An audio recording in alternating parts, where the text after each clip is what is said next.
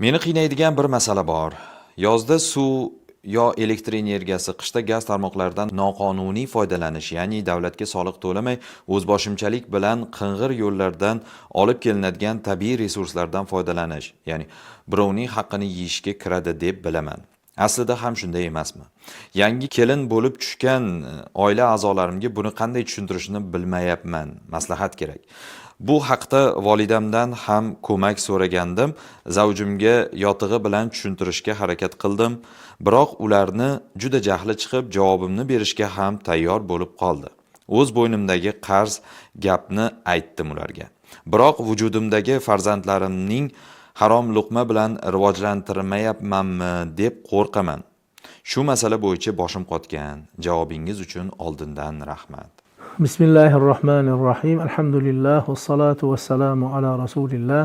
Haqiqatdan ham bu ko'pchilikni mulki bo'lgan narsalarni haqini to'lamasdan foydalanish mumkin emas. Hozirgi kunda biz mana elektr, gaz, suv va boshqa ta'minotlardan foydalanar ekanmiz. Uni o'z vaqtida haqini to'lashligimiz shart.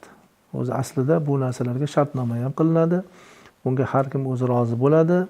Va mana shuni to'lab borishligi talab qilingan. Bu me'yor hammaga ma'lum. Endi mana shunday narsani haqini to'lamasdan, yashirincha, o'g'rincha deymiz, o'g'rincha foydalanishlik mumkin emas. Bu halol bo'lmaydi. Shuning uchun mana bu yerda singlimiz bunga qayg'uribdilar, baraka topsinlar. Lekin endi zimmalardagi o'sha omonatni bularga aytib qo'yibdilar.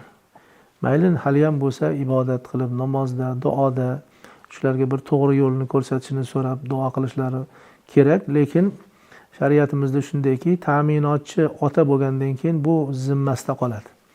Ya'ni uni zimmasida, bu mas'uliyat u otani zimmasida bo'ladi. Farzandlarni boqish otani mas'uliyati.